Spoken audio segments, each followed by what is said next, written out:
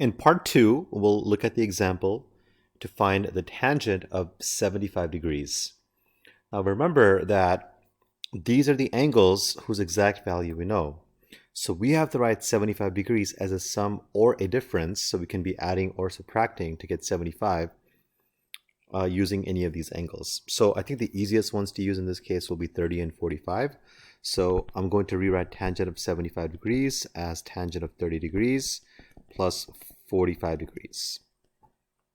Now why does that help us? Because we have a formula to find tangent of a plus b. So if you look at our formula here, tangent of a plus b is going to be tangent of a plus tangent of b minus 1 over tan a tan b. So in our case, this is going to be the value of a, and this is going to be the value of b. So according to our formula, we're going to have tangent of a, which is tangent of 30 degrees, plus tangent of b, which is tangent of 45 degrees, divided by 1 minus tangent of a, tangent of b. So we're going to have 1 minus tangent of 30 degrees times the tangent of 45 degrees. So our objective here is to figure out what is a tangent of 30 and what is a tangent of 45. So there are many ways you can do this. You can do this using a triangle method. You can do it using the unit circle method. It's really up to you. So since I used the triangle method for the previous problems, I'm going to use the unit circle method for these problems. So for 30 degrees on the unit circle, I know that my corresponding pair is going to be radical 3 over 2 comma 1/2. So for 30 degrees, the radical 3 goes first. I also know that tangent is opposite over adjacent.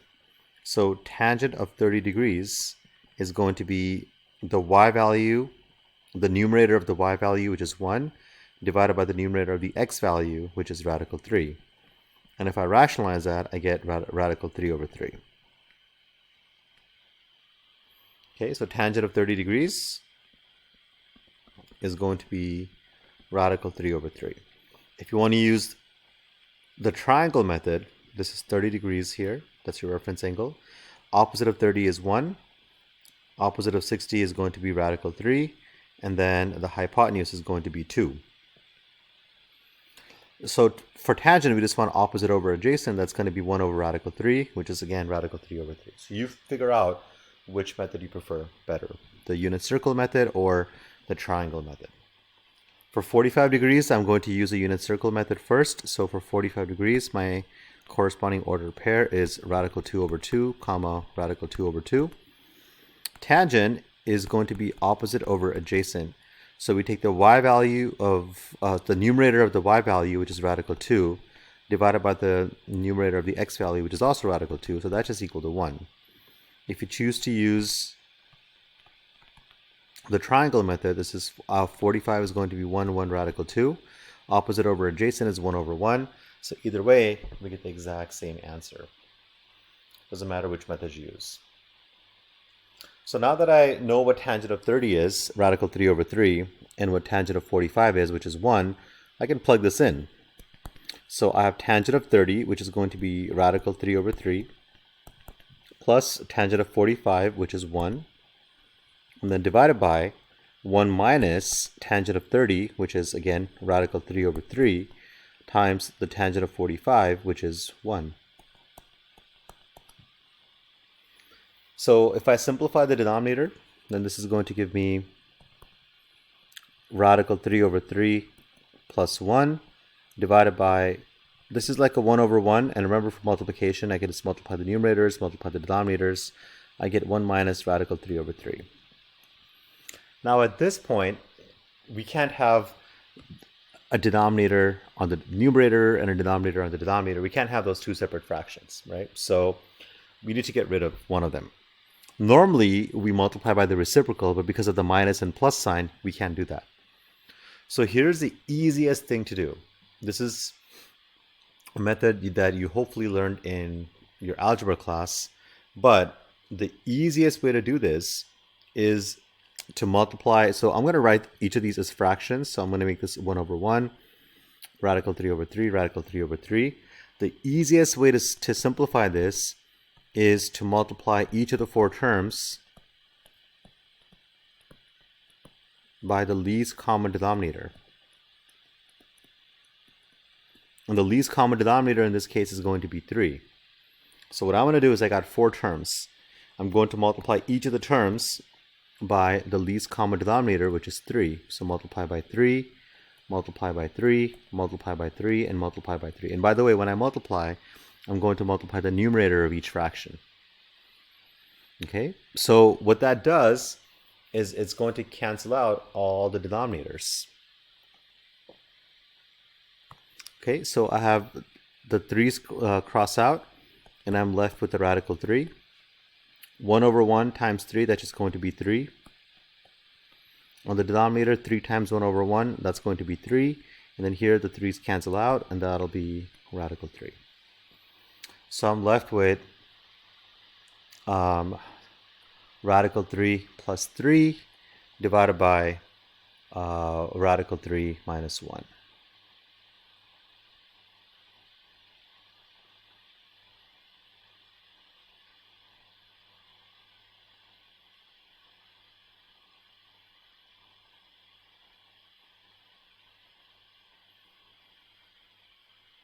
All right.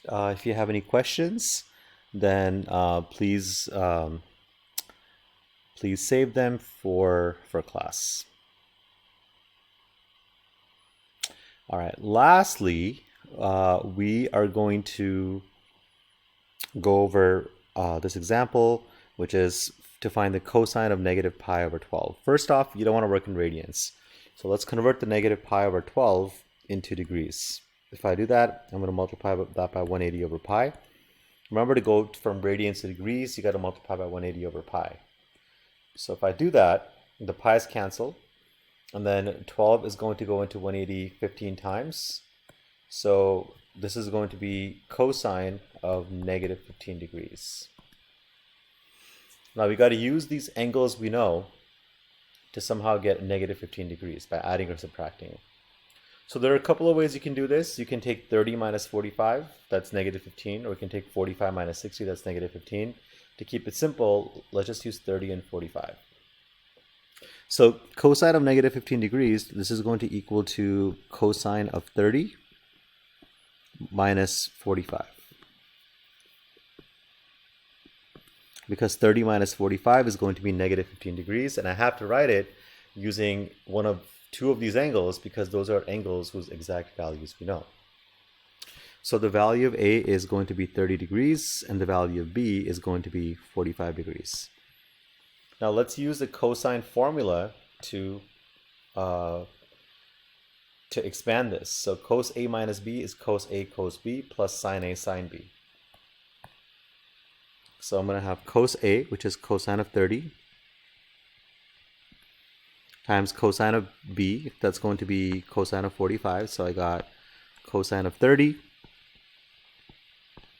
times cosine of 45. So it's cos A cos B plus sine A sine B. So that'll be sine of 30 times sine of 45.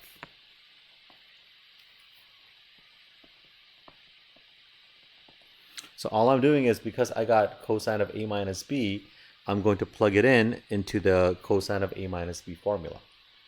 So I need to find out what is a cosine of 30, what is a cosine of 45, what is a sine of 30, and what is a sine of 45. So to do this, I'm going to make two different, you can either make triangles or you can make the unit circle, whatever you want, it doesn't matter. So let me start with 30 degrees. So for 30 degrees, my corresponding ordered pair, so this is 30 degrees, is going to be radical 3 over 2, comma 1/2. Now here's what I know. I know that for cosine, the x value on the unit circle is going to be the cosine of any angle. Now I also need the cosine for 45 degrees. So now I'm going to draw a 45 degree angle. And for a 45 degree angle, my corresponding ordered pair on the circle, on the unit circle, is radical 2 over 2. Now cosine, so this is 30 degrees here. and this is 45 degrees. So now let me go and fill all these in. Cosine of 30 degrees is going to be the x value for 30 degrees, which is going to be radical 3 over 2. Cosine of 45 is going to be the x value of 45 degrees, which is going to be radical 2 over 2. Plus sine of 30, so this is 30 degrees. Sine is always going to be the y value on the unit circle. So sine of 30 is going to be 1/2. And sine of 45 is going to be the y value on the unit circle. So that'll be radical 2 over 2.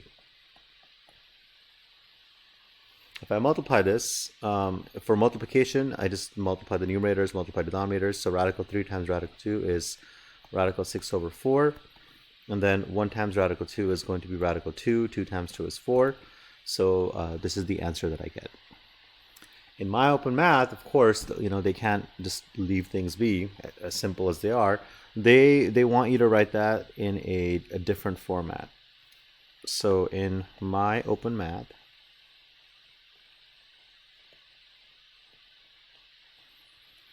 they want you to factor out a radical 2. So first I'm going to write this as one fraction. So I'm going to write that as radical 6 plus radical 2 all over 4. And they want you to factor out a radical 2. So remember, when you factor, you're dividing each of these terms by radical 2. So if I take radical 6 divided by radical 2, that's radical 3. And radical 2 divided by radical 2 is going to be 1. And all of that is going to be divided by 4. So this is the format that they want in MyOpenMath.